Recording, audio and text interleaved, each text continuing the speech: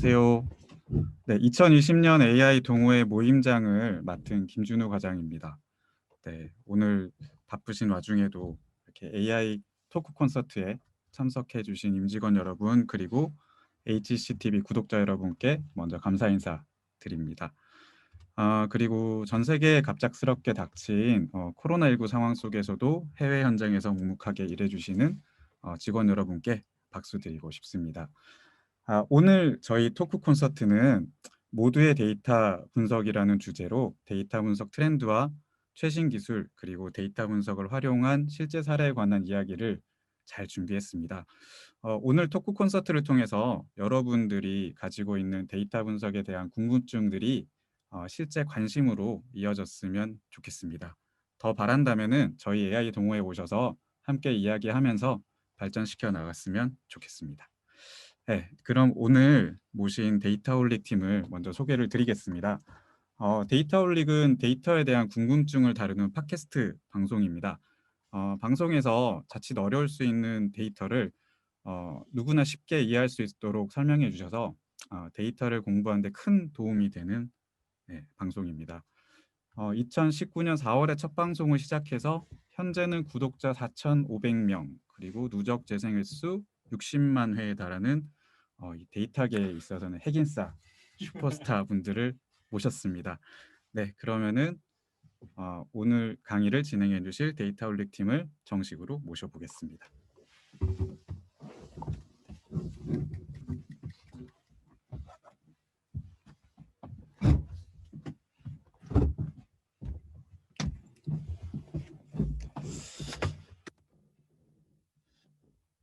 네, 그러면 저희 오늘 강의 시작해 보도록 하겠습니다. 안녕하세요. 저희는 데이터 분석을 재밌고 즐겁게 공부하는 목적으로 팟캐스트를 시작한 데이터홀릭이라고 합니다. 저희 방송처럼 방송 들으시는 구독자도 계실 테니까 방송 시작하는 것처럼 자기소개 해볼까요? 지금 민망해가지고 다들 힘들어하시는군요. 그러면 소개는 나중에 각자 하기로 하고 저희 데이터홀릭 팟캐스트 먼저 소개해드리면서 시작하도록 하겠습니다. 일단 지금 시청해주고 계시는 현대 엔지니어링 임직원분들 그리고 현대 엔지니어링 유튜브 채널 구독자분들 반갑습니다. 저희는 모두가 궁금해하는 데이터에 대한 모든 것을 다루는 팟캐스트이고요. 원래 저희도 사실은 녹음하고 이렇게 녹음한 내용을 편집해서 내보내고 하는데 오늘 이렇게 온라인으로 실시간으로 라이브를 하다 보니까 지금 저희 멤버가 다 굳어 있어요. 정신 아니, 안 차리세요. 굳어 있습니다. 안 굳어 있어요? 네. 그래요? 안 굳어 있어요? 그럼요. 네, 괜찮은 것 같습니다. 네, 저희는 그 데이터가 사실 조금 어렵게 느껴질 수 있는데 누구나 쉽게 재밌게 이해할 수 있는 콘텐츠를 지향하고 있고요. 데이터 분석가, 개발자, HR 담당자가 함께 하고 있습니다. 저희 방송 오디오 콘텐츠 그리고 비디오 콘텐츠 업로드하고 있는데요. 팟빵이나 애플 팟캐스트 유튜브에서 만나보실 수 있고 1화부터 시작해서 지금 68화, 69화, 70화까지 지금 이번 주 월요일 날 업로드가 됐습니다. 관심 있으신 분들은 들어오셔서 콘텐츠 함께 보시는 것도 좋을 것 같습니다. 오늘은 데이터 토크 콘서트라는 제목으로 3가지 토크를 준비했습니다. 첫 번째로는 제가 데이터 분석을 하고 싶은 분들, 데이터 분석을 시작하려는 여러분께 드리고 싶은 말씀을 준비했고요. 그리고 그 다음은 데이터 공유 문화의 중요성에 대해서 코로나19 데이터 사례를 통해서 보도록 하겠습니다. 마지막은 요즘 딥러닝을 활용한 텍스트 분석이 한창 화제인데요. 그 트렌드에 대해서도 살펴보도록 하겠습니다. 지금 들어오신 분들이 그리고 이제 여기 참여하시기 전에 사전 설문을 통해서 질문을 주신 것들이 있어요. 질문을 많이 의미 있는 질문을 주시면 담당자 김준우 과장님께서 선물로 카카오 미니 스피커를 3대를 준비하셨다고 합니다. 와. 저도 질문할래요. 안 돼요. 이거는 여기 구독자분들 많이 참여하시라고 준비를 했고요. 유튜브 채팅창이나 이런 부분을 통해서 질문을 남겨주시면 되겠습니다. 유튜브 채팅창에 AI 모임장이 접니다. 저한테 말씀해 주시면 네네. 되겠습니다. 그래서 AI 모임 장께 질문을 남겨주시면 김준우 과장님께서 좋은 질문을 이렇게 몇 개 선택하셔가지고 나중에 선물을 주신다고 합니다. 이번 저희 그 강의는 정말 말 그대로 토크 콘서트예요. 그래서 아주 구체적인 하우투 이런 것보다는 여러분의 흥미를 좀 유발하고 자극을 해서 나도 데이터 분석에 관심을 가지고 공부해봤으면 좋겠다 라는 그런 동기를 여러분께 드리는 게 목적입니다. 그래서 조금은 가볍지만 재미있게 그리고 조금씩 짧게 트렌드와 사례 위주로 소개를 드리려고 합니다. 첫 번째 주제는 제가 맡았습니다. 데이터 분석을 시작하는 여러분에게 드리는 말씀입니다. 저는 조과장이라고 하고요. 글쓰기, 관찰하기, 분석하기를 좋아하는 아주 천상 문과 상경 계열 전공을 했습니다. 지금은 뭐 우연찮게 데이터 분석 혹은 데이터에 대한 관심을 갖게 되면서 이런 팟캐스트도 진행을 하고 있고요. 그 사전 설문으로 그런 질문을 주신 분이 계셨어요. 전업 유튜브냐고. 했으면 좋겠네요. 저희가 전업 유튜브는 아니고 그죠? 유튜버는 아니고 다 각자 직업이 있으면서 주말에 뭐 콘텐츠에 대해서 좀 고민을 하고 평일 중에 저녁 때 만나가지고 녹음을 하고 그런 콘텐츠를 업로드하고 있어요. 그래서 다들 본인의 업이 있는 사람들이다 보니까 오히려 데이터 분석에 대해서 조금 더 구체적으로 다가가는 그런 장점도 있는 것 같아요.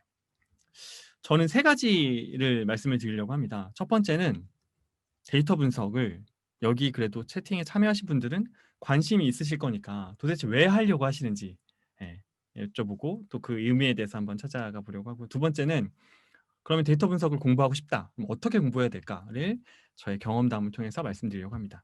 마지막은 데이터 분석이 그럼에도 불구하고 실패할 수밖에 없는 이유, 다시 말하자면 좀 유의해야 되는 것들에 대해서까지 말씀을 드려보겠습니다. 첫 번째는 데이터 분석은 왜 하려고 하는지 대해서 질문 드려보려고 하는데요. 채팅창에 의견을 주시면 좋을 것 같아요. 데이터 분석 왜 하려고 하십니까? 첫 번째, 숫자로 한번 대답해 주시면 재밌을 것 같은데, 1번, 회사 또는 리더가 시키니까. 2번, 데이터 분석하면 내 몸값이 높아질 것 같아서. 3번, 관심 없다. 재미삼아 들어왔다. 4번, 기타 의견. 1, 2, 3, 4로 의견을 주시면 좋을 것 같습니다. 채팅창에 1번, 2번, 3번, 4번으로 의견을 주시면 좋을 것 같아요. 너무 네. 1번이지 않나요? 너무 1번인가요? 회사나 리더가 시키니까? 아니요, 꼭 그렇진 않을 것 같아요. 여러분이 1번, 1번이 있네요. 네, 그렇습니다. 1번도 있고 2번도 있고요. 내 몸값이 높아질 것 같아서. 또 몇 번 있을까요? 2번이 꽤 많아요. 2번이 꽤 많나요? 네. 내 몸값이 높아질 것 같아서. 진짜 사실 그렇긴 한 것 같아요, 그죠? 데이터 분석가 억대 연봉 받는다는 이야기도 심심찮게 들려오고, 일단은 뭐 그런 거 있잖아요. 뭐 이제 해외에서 조사하는 각 직업의 연봉 순위를 보면 1위, 2위에 AI 데이터 분석 관련 직무들이 많이 있잖아요. 그래서 아마 여러분이 내 몸값이 높아질 것 같다라고 생각하시는 것 같아요. 실제로도 그런 부분이 있습니다. 근데 저는 오늘은 조금 더 근본적인 이야기를 하고 싶은데, 데이터 분석은 의사결정을 잘 하기 위해서 필요한 거라고 생각합니다. 김순영 어때요? 동의합니까? 네, 본인이 항상 하는 얘기잖아요, 그죠? 그게 아니면 할 이유가 없죠. 그쵸. 의사 결정을 잘 하기 위해 필요합니다. 지금까지는 뭐 예를 들면 감이나 경험에 의해서 의사 결정했다면, 데이터 분석을 하게 되면 더 정확한 의사 결정을 하게 되는 거죠. 그죠? 더 중요한 이유 중에 하나는 우리의 경쟁자들이 데이터 분석을 해서 의사 결정을 더 잘하면 말 그대로 우리보다 비즈니스를 더 잘하게 되는 거죠. 그러니까 다시 얘기하면 우리는 안 하면 망한다, 진다. 그렇게 볼 수도 있는 겁니다. 그래서 기업은 비즈니스를 계속 영위하기 위해서 당연히 데이터 분석을 해야 됩니다. 그리고 마지막에 제가 써놓은 것처럼 여러분도 곧 필수 역량이 될 거라고 저는 확신을 하고 있습니다. 옛날 같으면 엑셀이나 파워포인트는 되게 전문 지식이자 역량이었잖아요. 근데 지금은 신입사원들 혹은 뭐 회사에서 일하는 모든 사람들이 엑셀, 파워포인트를 정말 숨쉬듯이 쓰고 있잖아요. 근데 데이터 분석도 아마 곧 그런 날이 올 거라고 믿고 있습니다. 그리고 실제로 요즘에 그 회사에 취업하는 여러분의 이제 후배들, 신입사원 보시면 파이썬이라든지 R이라든지 데이터 분석 뭐 동호회 가서 활동을 했다든지 뭐 공모전을 나갔든지 그런 것들 굉장히 많이 하고 있어요. 이미 신입사원들은 앞으로 회사에서 중요하게 여겨질 역량이 데이터 분석이라는 걸 알고 준비하고 들어오고 있어요. 그래서 금세 뭐 한 5년 10년만 지나도 데이터 분석은 필수 역량이 될 거라고 생각을 하고요. 근데 한편으로는 지금 현재 업무를 하고 계시는 도메인에 계신 여러분의 역량이 굉장히 중요합니다. 이게 데이터 분석 스킬만으로는 비즈니스 성과를 연결시키기 어렵고, 여러분이 지금 현재 소속해 계신 현대 엔지니어링의 각 직무에서 있는 경험과 도메인의 지식이 데이터 분석 역량이랑 잘 결합이 돼야 실제 실행까지 잘 연결될 수 있다고 생각을 합니다. 이건 믿으셔도 됩니다. 제가 회사에서 교육을 담당하고 실제 그런 실행까지 모니터링하고 있기 때문에 도메인에 계신 분들이 가장 중요한 분들입니다. 또 하나 말씀드리고 싶은 거는, 이렇게 점점 가속화되는 이유 중에 하나가 정말 데이터가 무한대로 쌓이기 때문이에요. 그리고 컴퓨팅 파워도 정말 무한대로 더 좋아지고 있어요. 이따가 박 박사가 이제 이야기를 하겠지만 GPT-3라는 게 나왔거든요. GPT-3가 이제 구글이 만든 딥러닝 모델이라고 볼 수 있는데 GPT-3 모델을 만드는데 들어간 전기세만 뭐 몇십억이 들었다고 하더라고요. 그러니까 그 얘기를 먼저 하면 어떡해요? 얘기하려고 했어. 야, 이거 편집이 안 되네. 스포일 한 걸로 하고요. 어쨌든 그 정도로 굉장히 컴퓨팅 파워가 비즈니스를 좌우하는 그런 시대가 되었어요. 그리고 데이터를 잘 분석만 해도 비즈니스 기회도 계속해서 늘어나는 그런 우리 시대가 살고 있는 겁니다. 그리고 사실은 AI 말을 많이 하지만 AI, 그러니까 제품, 서비스, 소프트웨어를 인공지능으로 잘 만들려면 당연히 데이터가 잘 수집돼야 되고 그 데이터를 잘 분석해야 돼요. 그러니까 데이터 분석, 그러니까 통계적인 과거의 전통적인 분석뿐만 아니라 최신의 머신러닝 기법 같은 것도 데이터 분석으로 출발을 하는 겁니다. 제가 담당하는 이제 여러 가지 교육 과정들이 있는데 그 중에서도 AI 프로젝트 교육 과정의 선결 요건 중에 하나는 데이터가 수집이 잘 돼 있는지, 이게 분석할 만한 데이터인지, 이 조건들이 갖춰져야 비로소 AI로 넘어갈 수가 있거든요. 그러니까 데이터 분석이 AI에서 가장 중요한 출발점이다라고 또 말씀드릴 수 있을 것 같습니다. 이번 질문이 하나 네, 올라왔는데요. 아까 그 슈퍼컴퓨터 네. 얼마인가요? 슈퍼컴퓨터요? 한가람님이 질문 주셨습니다. 슈퍼컴퓨터 얼마 정도 할까요? 김 팀장님 검색해 주세요. 아까 그 사진 이미지에 있는 컴퓨터. 네네, 요거 이게 세계 뭐죠? 최고의 슈퍼컴퓨터 서밋이라고 하는데 요거 그 얼마짜리인지 한번 검색해 주세요. 제 생각에는 몇 천억대가 될 것 같아요. 네. 여러 가지 의도에 의해서 쓰이고 있겠죠. 우리나라 같은 경우도 뭐 슈퍼컴퓨터로 기상청에서 예보한다고 하는데 갑자기 신뢰가 떨어지는 이유는 무엇일지 모르겠는데 네, 가격은 김 팀장님이 검색을 하고 계시고 저희가 현대 엔지니어링이 데이터에 주목해야 되는 이유에 대해서는 사실 첫 번째 토크 콘서트에서 좀 구체적으로 다뤘어요. 그래서 앞서 말씀드렸던 기술의 변혁이나 사회 변화 그리고 경쟁을 위해서 어떻게 준비하셔야 되는지에 대한 내용을 다뤘는데 특히 세 번째의 주제는 200 밀리언입니다. 200 밀리언이요? 네. 얼마입니까? 그래서 그럼 얼마입니까? 100만 4천억 정도 하는 건가요?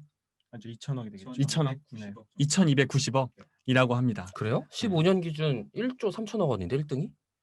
그래요? 값이 좀 싸졌나 보지 뭐. 네, 그래서 경쟁을 위한 미래 준비, 경쟁 우위를 위한 미래 준비는 저희가 첫 번째 토크 콘서트 때 현대 엔지니어링 계열의 관련 분야에 대한 내용을 정리해 놓은 게 있어요. 그래서 AI 동호회 가시면 원본 자료를 여러분이 보실 수 있습니다. 자, 그러면 저희가 동기부여는 어느 정도 됐다고 치고 내 몸값을 올릴 수 있는 이 데이터 분석은 어떻게 공부하면 좋을까를 아주 처절한 문과생인 저의 경험을 좀 들려드리면 어쨌든 여러분 중에는 그래도 이공계 계열의 출신들이 많으실 테니까 희망을 가질 수 있을까봐 제 사례를 준비해봤습니다. 희망을 가질 수 있을까봐? 그럴 거라고 희망을 가지면 오케이, 알겠습니다. 나도 했으니까 여러분도 하실 수 있다라는 뭐 그런 거. 가지지 마라 같이 들려갖고 지금 알겠습니다. 그렇지 않습니다. 네. 제가 방송을 도와줘야죠 이 사람아. 태클을 하고 있어. 궁금해서. 평소에도 이러기 때문에 저는 전혀 어색하지 않고요. 네. 라이브라는 게 문제죠. 그 마이크 끕시다. 네, 저는 문과생이에요. 진짜 철저하게 문과생이고 심지어 고등학교 때도 문학회, 시 쓰는 거 이런 거 좋아하고 경영학 전공하고 석사도 인적자원 개발을 전공을 했어요. 그래서 안 좋아하는 게 이런 거예요. 수학 수식, 수학 책 이런 것들.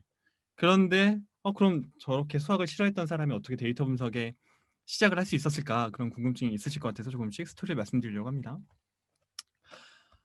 회사에서 데이터 분석이 아주 중요한 테마가 될 거라고 예견을 하고 누가 한번 공부해볼까? 라고 이렇게 물어보시는 거예요.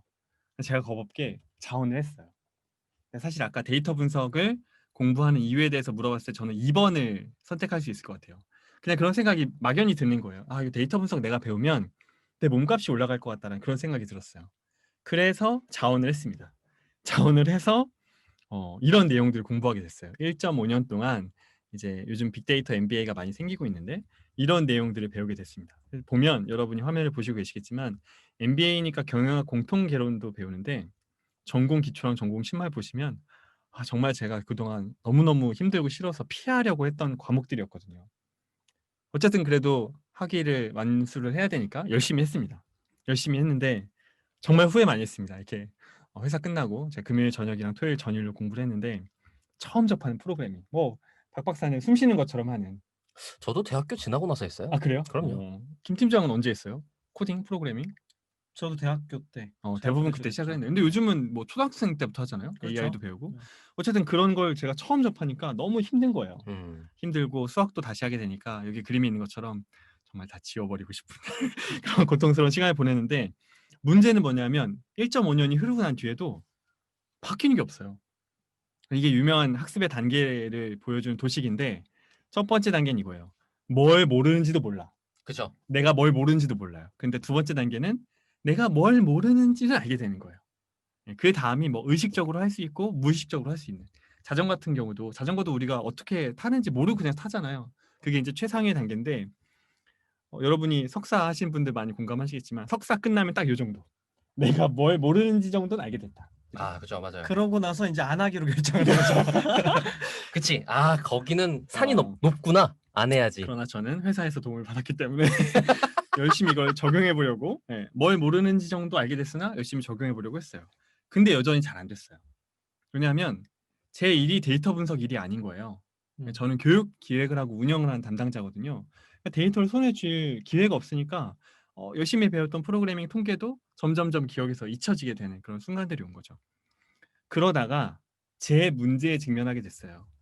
제가 담당하고 있는 교육 과정에서 만족도 점수가 떨어진다든지 텍스트가 너무 많이 수집이 되는데 그냥 사실 한 줄 한 줄 읽어보는 건 빼고는 할 수 있는 게 없다든지 저희가 컨텐츠 플랫폼을 운영을 하는데 조회수랑 평점이 높은 컨텐츠들이 있었어요. 도대체 이 컨텐츠들은 왜 이런 컨텐츠 그러니까 이제 왜 사람들이 사랑을 하고 계속 조회를 하는 걸까? 이런 궁금증이 생기더라고요. 그러면서부터 데이터 분석을 하게 됐어요. 그러다 보니까 몇 개월 동안 놓고 있던 뭐 저희는 이제 R을 주로 사랑합니다만 R 프로그래밍도 하게 되고 데이터 수집도 하게 되고 제가 직접 데이터를 전처리하는 과정도 해보게 되고 그러다 보니까 이게 데이터 전처리가 이렇게 어려운 거였구나. 정말 그런 정말 이를 악물고 데이터 전처리도 해보게 되고 지금까지는 교육과정 참가자분들이 남겨준 텍스트를 한 줄 한 줄 읽으면서 그 의미를 파악했다면 수만 건 쌓여있는 텍스트도 토픽 모델링을 통해서 거기 그 안에 숨어있던 텍스트의 의미 같은 것도 찾게 되고 그러다 보니까 제가 뭔가 저만의 포트폴리오 같은 걸 만들 수 있게 되더라고요. 근데 여러분도 아마 마찬가지실 거예요. 똑같은 경험을 저처럼 하셨을 텐데 여러분이 데이터 분석을 공부하시려고 서점에 가시거나 아니면 뭐 커리큘럼을 신청하셔서 컨텐츠를 보시잖아요. 그러면 딱 왼쪽에 보시는 화면처럼 뜹니다. 챕터 1 설치하고 챕터 2 뭐 데이터 분석 전처리하고 챕터 3 뭐 하고 이런 챕터를 따라가시면 굉장히 지겹고 힘들고 어떤 뭐 동기부여도 잘 안 되고 학습의 재미도 느끼시지 못할 수 있습니다. 제가 추천드리는 건 뭐냐면 여러분의 문제에서 출발하셔야 돼요. 저는 이제 HR이니까 예를 들면 평가 요소 간에 상관관계가 있을까라는 궁금증 또는 아까 말씀드렸던 것처럼 참가자분들이 내놓는 텍스트 데이터 안에 어떤 의미가 숨겨져 있을까 혹은 이제 뭐 채용이나 이런 부분이나 아니면 뭐 HR, M 쪽에서 많이 하지만 퇴직하는 사람들은 어떤 요인에 의해서 퇴직하게 되는 걸까 이런 주제가 먼저 설정이 되고 그 다음에 공부를 시작하셔야 배워야 되는 것들이 굉장히 명확해집니다. 맞죠? 네. 반응이 없어. 맞죠? 예. 네, 알겠습니다.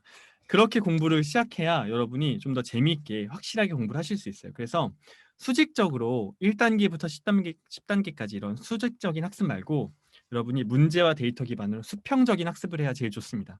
그렇게 문제와 데이터 기반으로 학습을 하시면 검색도 잘 돼요. 네.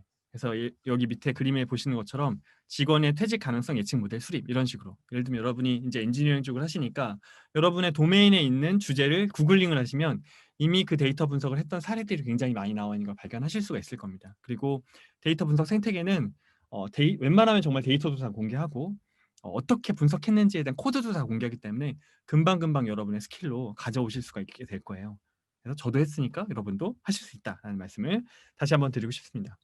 근데 이제 약간 뭐라고 할까요? 부정적인 이야기이자 좀 유의해야 될 점을 마지막으로 말씀드리려고 합니다. 그럼에도 불구하고 데이터 분석은 굉장히 많이 실패합니다. 데이터 분석을 컨설팅도 하고 있는 김 팀장은 실패하는 사례를 더 많이 봤죠. 아니요, 아닌가요? 저는 제가 했다 성공했는데요. 그런 사례를 본 적은 잘 없습니다. 들어는 봤어요.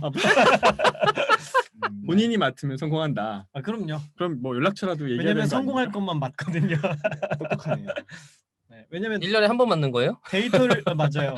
잘 선별해서 아, 될 만한 데이터를 가지고 될 만한 모델링을 해야 되는 거죠. 그러나 현업에서는 사실 실패하는 경우가 더 많죠. 훨씬 많죠. 근데 김 팀장님한테 갖고 오면 성공한다.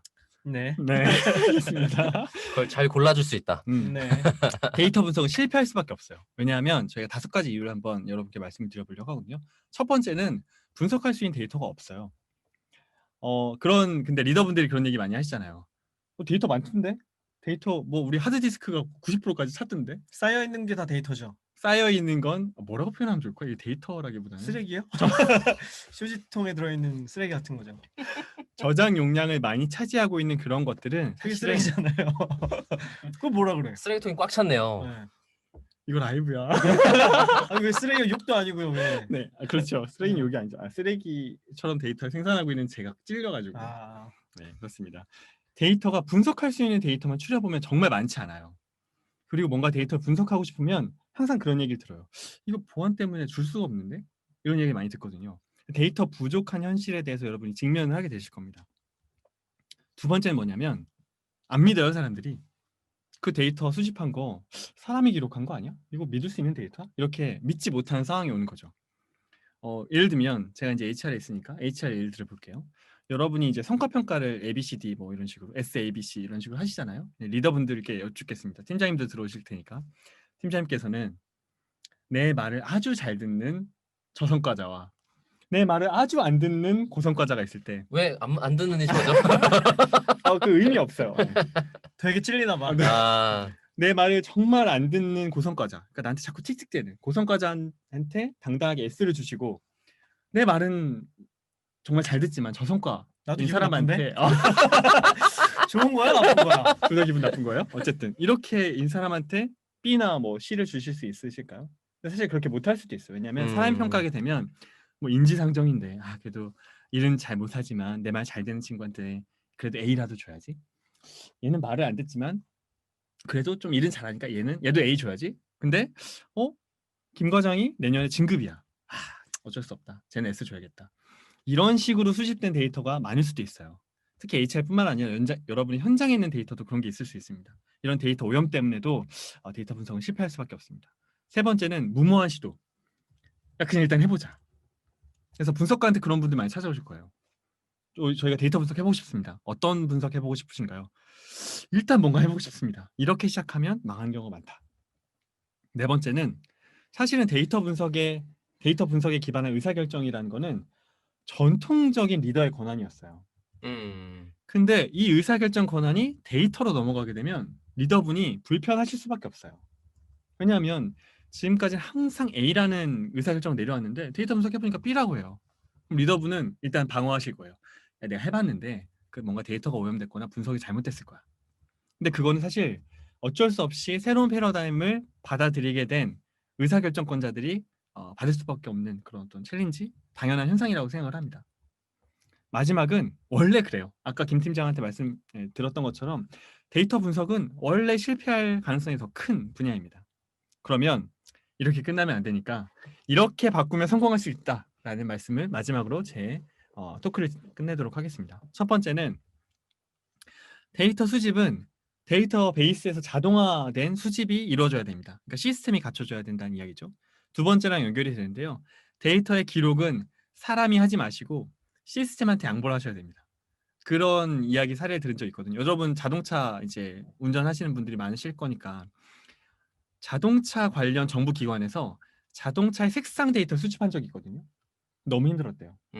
흰색 자동차를 기록하는 인간의 방식이 흰색, 한자로 100, 영어로 화이트, 무슨 이런 게 엄청 많았다는 거예요. 그러니까 그거를 정제하는 데만 엄청나게 많은 시간이 걸렸다고 하더라고요. 이런 모든 데이터의 기록은 시스템에 의해서 기록이 되도록 해야 부족하거나 오염된 사태가 일어나지 않습니다. 세 번째는 시도를 하더라도 정확한 목표를 가지고 해야 되는데 보통 현업에서 추구하는 건 작게 시작해서 크게 키우는 걸 선호합니다. 작게 시작해서 성공 체험을 해야 조금 더 많은 투자가 필요한 혹은 조금 더 큰 스케일의 데이터 분석도 성공할 수가 있습니다. 네 번째는 이제 리더분들이 바뀌셔야 돼요. 데이터의 챌린지를 받는 역할이 아니라 실무자한테 의사결정 어떤 자료나 이런 보고를 하면 데이터 분석했어? 재료된 분석이야? 라고 이렇게 거꾸로 챌린지를 하셔야 전체적인 어떤 조직의 문화가 바뀌는 그런 변화가 시작이 됩니다. 그래서 리더분들이 챌린지 하셔야 된다는 걸 말씀드리고 싶고, 다섯 번째는 데이터 분석은 사실 시도 자체가 성과입니다. 실패할 수밖에 없는 분야라고 말씀드렸잖아요. 그런데 실패하면 저희가 선택지에서 제외할 수 있어요. 그리고 저희가 A/B 테스트라고 많이 이야기를 하는데, 예를 들면 지금 저희가 데이터 올릭의 이런 강의를 현대 엔지니어링과 함께 유튜브에서 하고 있잖아요. 유튜브에서 하는 게 좋을까? 줌에서 하는 게 좋을까? 페이스북 스트리밍으로 하는 게 좋을까? 어떻게 선택하겠어요? 시도해봐야죠, 그죠? A/B 테스트를 해봐야 되는 거죠. A/B 테스트를 해봐야 이게 어디에서 성과가 나는지를 알 수가 있고, 실제 데이터 분석도 해보아서 결과를 봐야만 선택지에서 제외하거나 더 나은 의사결정을 위한 어떤 단계가 될 수 있을 것 같습니다. 그래서 리더분들이 데이터 분석에 대한 챌린지를 실무자에게 하시되, 데이터 분석의 성과를 너무 가리기보다는 그 분석을 통해 갖는 의미를 먼저 같이 찾아보고 해석하고 더 나은 비즈니스 연결로 좀 연결하면 금세 여러분이 이제 특히나 베이스가 있으신 도메인에 계신 분들이 많으니까 성공을 하는 길로 갈 수 있을 거라고 생각을 합니다. 결론적으로 저도 했으니까 여러분도 할 수 있다, 이런 결론 내릴 수 있을 것 같습니다. 요약하면 데이터 분석은 선택이 아니라 필수입니다. 컴퓨팅 파워도 좋아지고 프로그래밍도 점점 간편화되고 있으니까 앞으로는 적용과 활용의 아이디어 전쟁인데, 그건 도메인의 지식이 많은 여러분들이 유리하다. 두 번째는 데이터 분석의 공부는 목적과 데이터 중심으로 해야 되는데, 빠르게 성과 내려면 AI 동호회 같은 곳에 가서 같이 동료와 함께 해야 빠르게 성과 낼 수 있다, 재밌게 할 수 있다. 마지막은 데이터 분석의 성공을 위해서는 모두가 데이터로 일하는 문화가 갖춰져야 되고, 여러분이 끝없이 도전해야 된다. 이렇게 말씀드릴 수 있을 것 같습니다. 저희는 토크가 다 끝난 뒤에 여러분의 질의응답도 같이 받아보기로 하고요. 두 번째, 데이터 공유 문화의 중요성에 대해서는 우리 김 팀장님이 말씀해 주시도록. 중간에 아. 지금 질문 들어온 게 몇 가지가 있어서요. 네. 김기동님이 네. 질문 주신 내용이 있는데요. 아까 이제 데이터 분석을 공부하고 난 다음에 이전에 비해서 몸값이 많이 오르셨나요? 라고 질문을 주셨습니다. 일단 제가 회사에서 이직을 안 했기 때문에 무형의 몸값이 많이 오르고 있습니다. 이제 다음번에 오르겠죠. 자, 저의 그- 경우는 많이 올렸던 것 같아요. 네, 박 박사의 경우는 많이 올렸어요. 저는 이직을 여러 번 하기도 했고, 음. 그러니까 이걸 더 직접적으로 다루게 되는 자리로 옮길 때 산술적으로만 따지면 저는 2배 넘게 올랐어요. 그렇죠. 저도 네. 찾는 데가 많아졌어요, 저를. 근데 그거는 뭐 당장 연봉으로 드러나는 몸값이 아니더라도 그 유형의 몸값이라는 거는 합이 기업의 경쟁력이 올라가는 거라고 생각하거든요. 그리고 그런 사람들을 보고 또 좋은 인재가 많이 들어와요. 뭐 몸값이라는 질문을 당장 나가겠다고 질문하신 건 아닐 테니까 어쨌든 확실한 건 맞습니다. 저의 경우에는 하는 일은 계속 똑같았거든요. 네. 근데 이제 저한테 주어지는 데이터의 중요도가 점점 올라가고 이게 사업에 적용되는 형태가 더 다양해지다 보니까 하는 일은 같은데 일의 가치가 더 올라갔다고 느끼고 있어요. 그렇네요. 그러니까 결과적으로는 몸값이 오르는 거죠. 환경의 특성 때문에 제 기술이 올라갔다기보다는. 그렇다고 합니다. 네. 그럼 전반적으로는 몸값이 좀 세 분 다 네. 올라가신 것 같네요. 뭐 정량정성적으로는 네. 그런 네, 거 같네요. 그렇죠. 네. 물론 중요한 거는 시작점이 얼마였느냐. 그지? 그렇죠. 몇 배가 올랐다고 하더라도. 네. 자, 그러면 네. 두 번째 질문 있습니다. 한규민님이 질문 주셨는데요. 데이터의 부족에 대해서 수집을 어떻게 하는 건지 구체적인 예가 있을까요? 자동화 수집이라는 게 잘 와닿지 않습니다. 자동화 수집에 대해서는 박 박사님이 대답해 주면 어떨까요? 그 자동화 수집이란 얘기는 그러니까 수기로 입력하지 않는다가 제일 큰 맥락일 것 같아요. 그러니까 그렇죠. 그런 데이터를 수집하는 시스템적인 환경이 갖추어져 있는가라는 게 제일 큰 일일 텐데, 과거만 하더라도 그걸 만들어내는 게 생각보다 어려운 일이었다면, 지금은 여러 가지 개발이 아니어도 접근할 수 있는 도구들이 많고, 그걸 통해서 수집했을 때 생기는, 그러니까 처음부터 수집의 입력 단계를 디지털라이즈 된 채로 입력을 받느냐 아닌 거냐인 것이 제일 큰 일일 것 같고, 그게 이제 회사 차원에서 통합적으로 관리하고 있는 시스템을 통해서 수집을 하는 거냐인 거기 때문에, 이거는 약간 개인적인 노력이라기보다는 시스템이죠. 시스템이 회사 차원에서 환경적으로 갖춰져 있는가, 그리고 그게 이제 유연하게 설계되어 있어서 각 직원들 레벨에서도 자유롭게 사용할 수 있는가, 이 부분이 되게 큰 일일 것 같고요. 그게 자동화된 수집이라는 것도, 그러니까 활동 데이터들, 그러니까 기계적인 거라든지, 인터넷이 요즘에 많아졌으니까 인터넷에 들어가는 활동들 전체가 사실은 여러 가지 행동 하나하나를 트래킹해서 사람들이 데이터를 수집을 하고 있거든요. 그렇죠. 그런 것들은 사용자가 직접적으로 대답하는 데이터가 아니고 활동 때문에 만들어진 부수적인 데이터란 말이에요. 그런 것들이 이제 자동적으로 수집된 데이터의 일종이다라고 볼 수 있을 것 같습니다. 네. 답변 활동 안에 바꾸려고 그랬죠. 아, 그래요? 괜찮아요. 바꿔요. 네. 이게 라이브의 묘미지 뭐.